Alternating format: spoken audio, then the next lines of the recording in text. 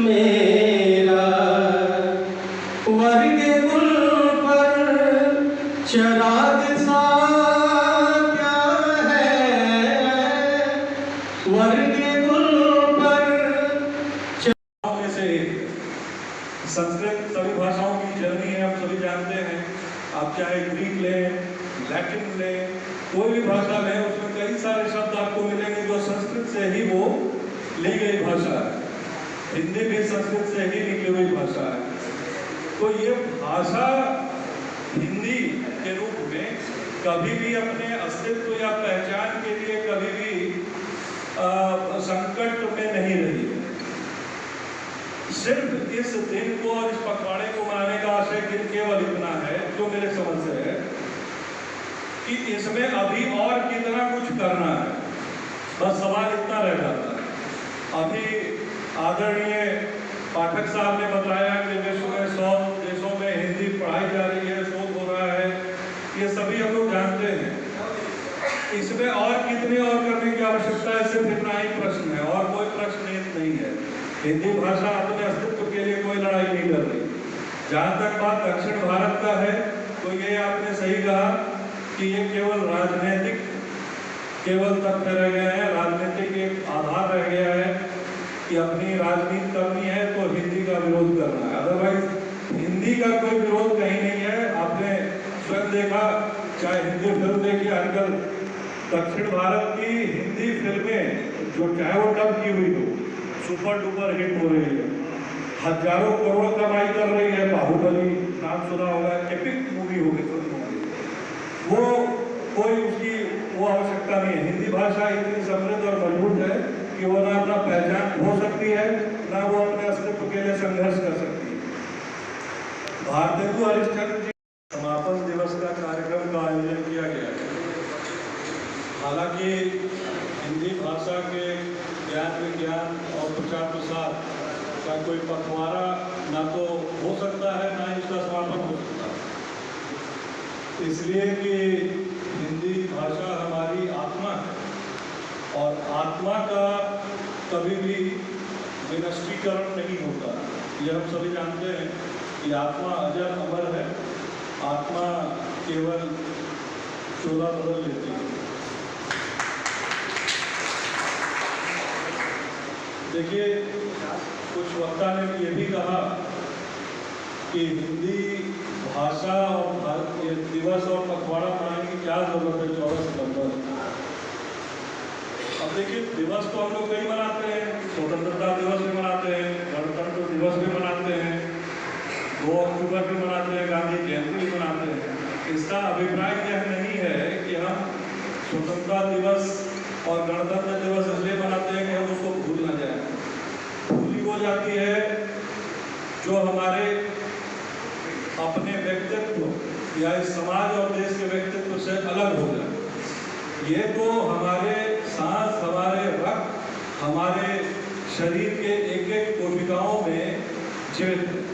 इसलिए ये बातें तो हो ही नहीं सकती। एक विशेष दिन 14 सितंबर रहा 1949, जो सिर्फ हम अपने आप को याद दिलाने का काम करते हैं कि बहुत कुछ हुआ है। हिंदी भाषा और हिंदी साहित्य अपने आप में, भारतेंदु हरिश्चंद्र जी कहते हैं, उन्नति पूरी है तब ही जब घर उन्नति होए, निज शरीर उन्नति किए रहत मूढ़ सब होए।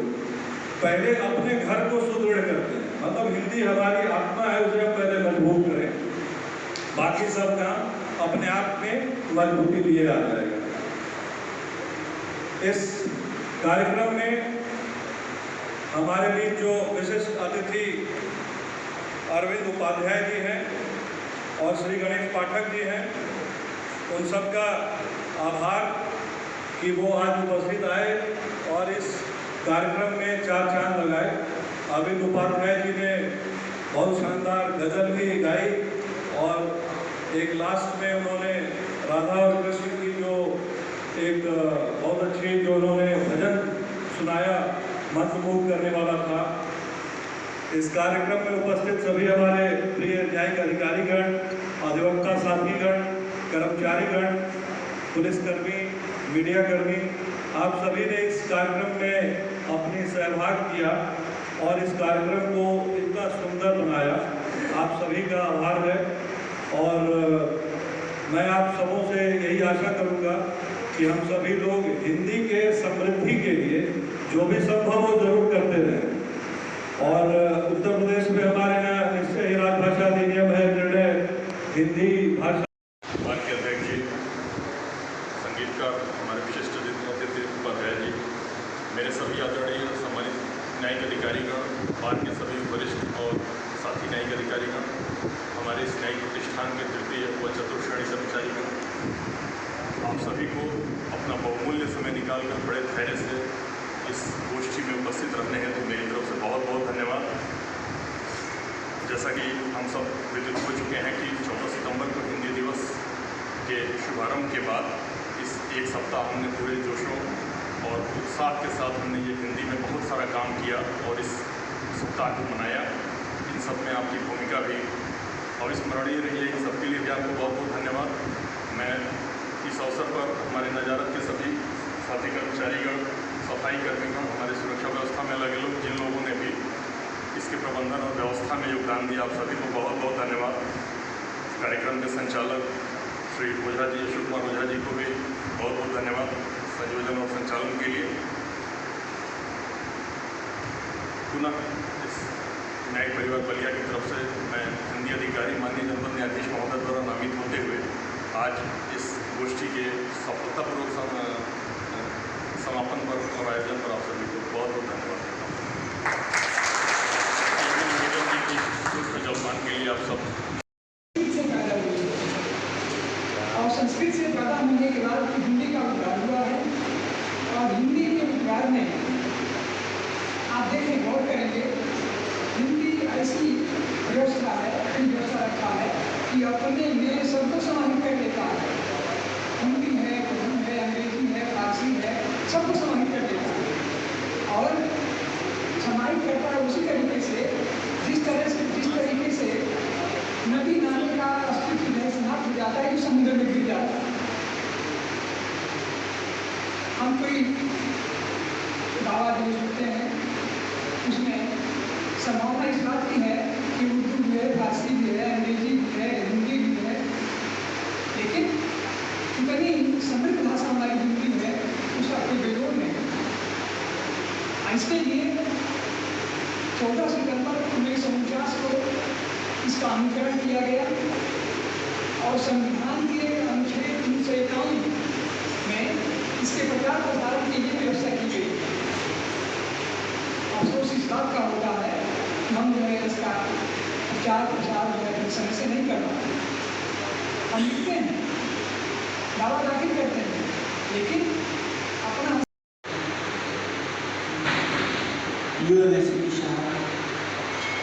अपर प्रधान न्यायाधीश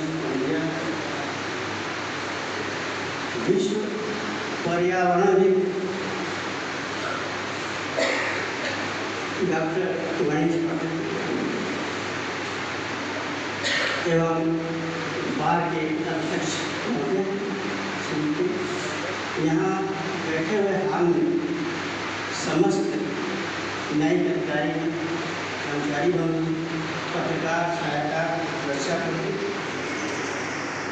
आज हिंदी दिवस है और बहुत गर्व की बात है। पहली बार जब मैं साउथ में एक बार गया तो वहाँ एक स्थिति ऐसी आई कि हमको मूक हो जाना पड़ा, अपने शब्दों को समेटना पड़ा और सिर्फ इशारों में बातें करनी पड़ी। वहाँ हिंदी एकदम कहीं दूर तक उसका असर नहीं दिख पड़ रहा। तब मेरी कलम इस सामूहिक व्यवस्था पर एक मतलब जोड़ के तरह समझ सकते। निज भाषा उन्नति है सब उन्नति को मूल, बिन निज भाषा ज्ञान के मिलत न ये कसूर।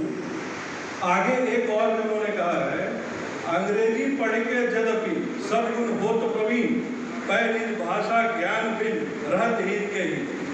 आशय केवल इतना है कि हमें हिंदी के साथ दूसरी भाषाओं का भी आधार लेने में कोई गुरेज नहीं करना चाहिए, क्योंकि अगर हम केवल हिंदी पे रहें तो हो सकता है कोई बहुत सारी ऐसी विश्व में आविष्कार हुए हो, उपलब्धि हो, जिसको हम उस भाषा में समझ लें, आत्मार्पित कर लें, उसको अपने साथ उसको समेकित कर लें और उसका लाभ हम पूरे देशवासियों को दे सकें। तो इसलिए ये आवश्यकता नहीं है कि हम हिंदी केवल हिंदी करें। हिंदी निश्चय ही हमारी आत्मा है, लेकिन दूसरी भाषाओं को भी हम विस्मृत ना करें। एक शब्द आता है अंग्रेजी में जिसे कहते हैं पॉलीचिलॉट, मतलब बहुभाषी ज्ञानी व्यक्ति को पॉलीचिलॉट कहते हैं अंग्रेजी में, कई भाषाओं का जो ज्ञान होता है। तो उसमें कोई बुराई नहीं है अगर हम हिंदी के साथ साथ अंग्रेजी, रोमन, लैटिन, फ्रेंच कुछ भी सीख लें, बहुत अच्छी बात है। हिंदी के मूल्य पर नहीं, निश्चित रूप से।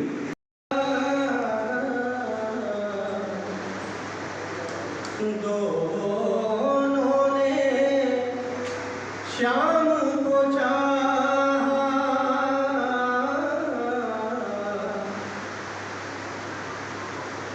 राधा और मीरा दोनों ने भगवान कृष्ण को चाहा है, लेकिन इस गीत में देखिए दोनों के चाहने में कितना अंतर है। वो अंतर इस गीत में मिलेगा आपको। एक राधा एक मीरा, दोनों ने श्याम को चाहा, अंतर क्या दोनों की चाह में बोलो, अंतर क्या दोनों की चाह में बोलो, एक प्रेम दीवानी एक गानों को गाने से हमें अब क्या मिलेगा। दक्षिण भारत में अभी तक छटपटाती है हिंदी, संविधानों में जरूर, संविधानों में जरूर हो अगर संशोधनों की, और हम अंग्रेजी पर ही पूर्णता से रोक लगाए, हिंदी के माथे पर हिंदी, और चुप गए हैं बहुत दिन तक, और हम चुकने न देंगे आज से और अभी से, संकल्प ले हिंदी बचाए, हिंदी के अस्तित्व एक दिया हम भी जलाए, सदियों से चिरप्रतिष्ठित चिराग तले अंधेरा मिटाए, हिंदी के माथे पर बोलियां भाषा है के प्रभु गिरधर नागर, राधा के मन मोहन, मीरा के प्रभु गिरधर नागर, राधा के मन मोहन, सगम पदा पधम पदे मग गर सनि धरे रे गम गम पम पद पद सनि सरे, आ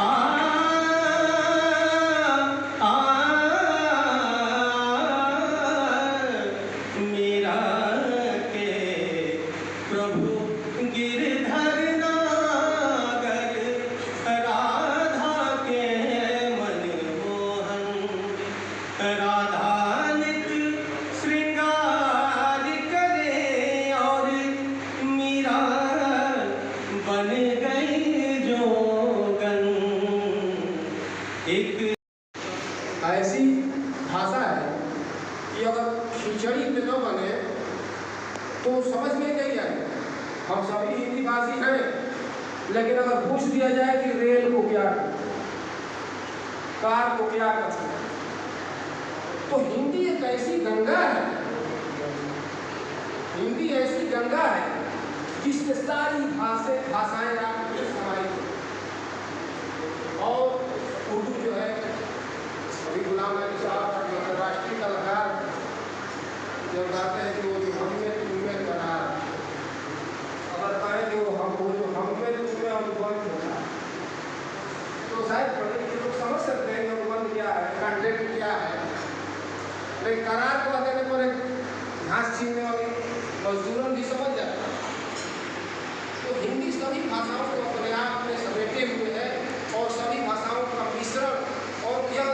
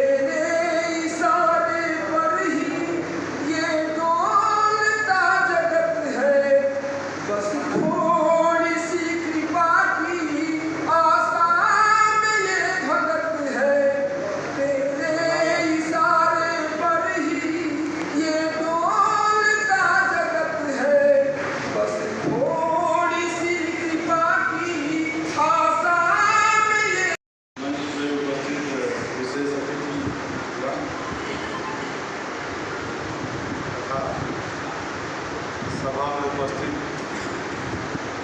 सभी सज्जनों देवियों, हिंदी विश्व में बहुतायत बोली जाने वाली भाषा है, इसलिए हिंदी जो है सबसे बड़ी संपर्क भाषा है। उत्तर प्रदेश में अन्य कई उत्तर भारत के राज्यों में इसे राजभाषा का भी दर्जा प्राप्त है और आज यहाँ कहा जा रहा है कि हिंदी जो है राष्ट्रभाषा के रूप में दर्जा पाने के लिए संघर्षरत है। लेकिन आप ये देखिए, संयुक्त राष्ट्र सभा जो यूएनओ जो विश्व का पूरा फोरम है, वहाँ पे जो स्पीच हिंदी में हो रही है पूरी दुनिया खड़ी होकर ताली बजा रही है। तो मैं तो समझता हूँ कि हिंदी जो है अंतर्राष्ट्रीय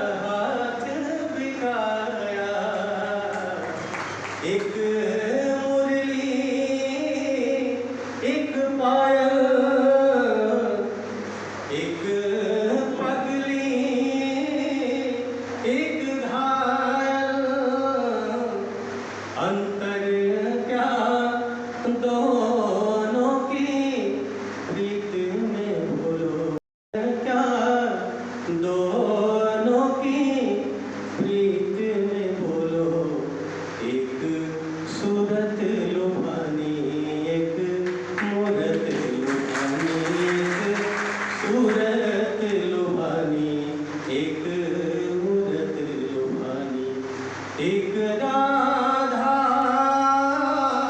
एक मीरा, दोनों ने श्याम को चाहा, अंतर क्या दोनों की चाह में बोलो, अंतर क्या दोनों की चाह में बोलो। एक प्रेम दीवानी एक दर्श दीवानी, एक प्रेम दीवानी एक दर्श दीवानी। एक दासी दोनों हरि प्रेम की प्यासी, अंतर क्या दोनों की तृप्ति में बोलो, अंतर क्या दोनों की तृप्ति में बोलो। एक जीत न माने एक हार न माने, एक जीत न माने एक हार न माने। एक राधा एक मीरा, दोनों ने श्याम को चाहा, अंतर क्या दोनों की चाह में बोलो, अंतर क्या दोनों की चाह में बोलो। एक प्रेम दीवानी एक दर्श। लेकिन जहाँ आवश्यकता पड़े वहाँ कभी कभी कुछ और भाषा भी हो जाए तो कोई बुराई नहीं है, वो हमारे भाषा का ज्ञान दर्शाता है। इसका यह अर्थ नहीं है कि हम हिंदी भाषा को छोड़ रहे हैं, नहीं, ये कदापि नहीं होना चाहिए, ना हो सकता है। तो इसलिए हिंदी में कार्य अधिक से अधिक करें। जो स्तरीय पुस्तक है, चाहे कानून के जो व्याख्यान है, वो अभी तक, क्योंकि हम लोगों ने सारी चीज़ों को विदेश से ही प्राप्त किया है, संविधान भी कई देशों से लेकर ही बनाया। सारे जो हमारे यहाँ विदेशियों का जो रहा प्रभाव, उससे हम लोग अछूते रह नहीं सकते। लेकिन समय समय धीरे धीरे ही सही अपनी भाषा अपनी संस्कृति को हम जितनी ऊंचाइयों तक ले जाएं, वो हमारे लिए अच्छी बात होगी। इसके साथ आप सबों का धन्यवाद। से आपने अंग्रेजी पूछा तो उन्होंने कहा हम भी मॉरिशस से आए वाली। तो उनका विकास बहुत पहले हमारे गुरुकिया मजदूर गए थे, तो अपने साथ हमारी संस्कृत धरोहर हिंदी भाषा लेके गए थे। तो हिंदी पूरे विश्व में और बहुत बड़ा योगदान जो ये प्रेस मीडिया के जो आपके यूट्यूब विभिन्न चैनल्स हैं, उनके माध्यम से हिंदी का विकास बहुत हो गया है और होता रहेगा। और हिंदी के विकास में हमारा आपका योगदान यही हो, हम रोज की आप भाषा बोलचाल अपने दैनिक जीवन में उसका प्रयोग करें, अपने आप हिंदी का विकास होता रहेगा। जहाँ तक राजभाषा और राष्ट्रभाषा का है वो संघर्ष जारी रहेगा जब तक हमारा हिंदी राष्ट्रभाषा के रूप में कल्पित उसके हो जाए। बहुत बहुत धन्यवाद। जय हिंद। इधर इधर इधर इधर भी अरे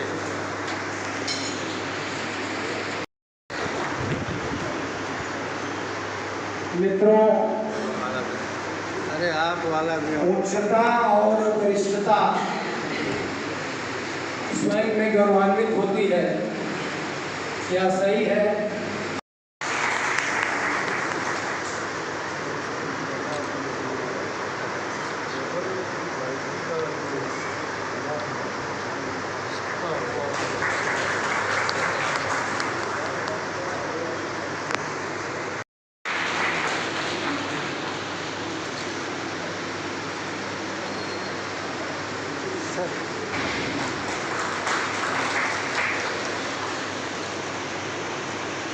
अरविंद उपाध्याय जी, अखिलेश सिंह जी, हमारे अध्यक्ष महोदय का माल्यार्पण का स्वागत है। टीचर,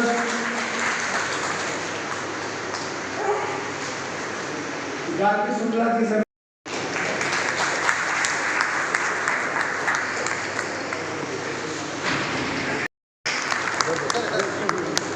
हमारे भी टाउन डिग्री कॉलेज के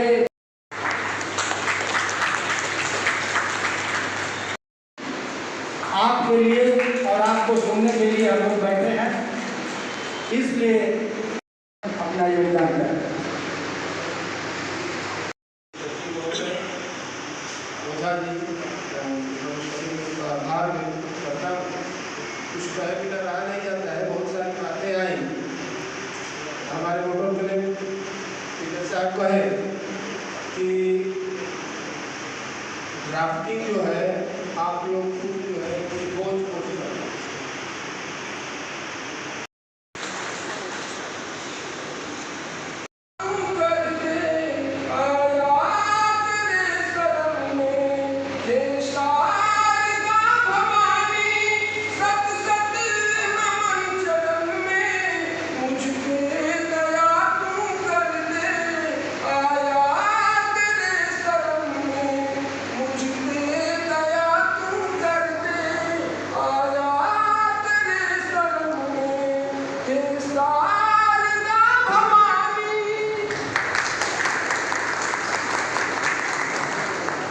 बहुत साल बाद आपने सरस्वती वंदना और माँ को रिझाने का प्रयास किया। बहुत बहुत धन्यवाद। मित्रों, आज हिंदी दिवस का सप्ताह और अंतिम दिवस है। एक हफ्ते इस कार्यक्रम को चलाने के बाद आज मिलेगा, राष्ट्रभाषा उसको बनाया जाएगा। यह राष्ट्रभाषा तभी बनेगी जब हम आप सभी पूरे देश की जनता चाहेगी। इन्हीं शब्दों के साथ मैं अपने वाणी को विश्राम देता हूँ। धन्यवाद।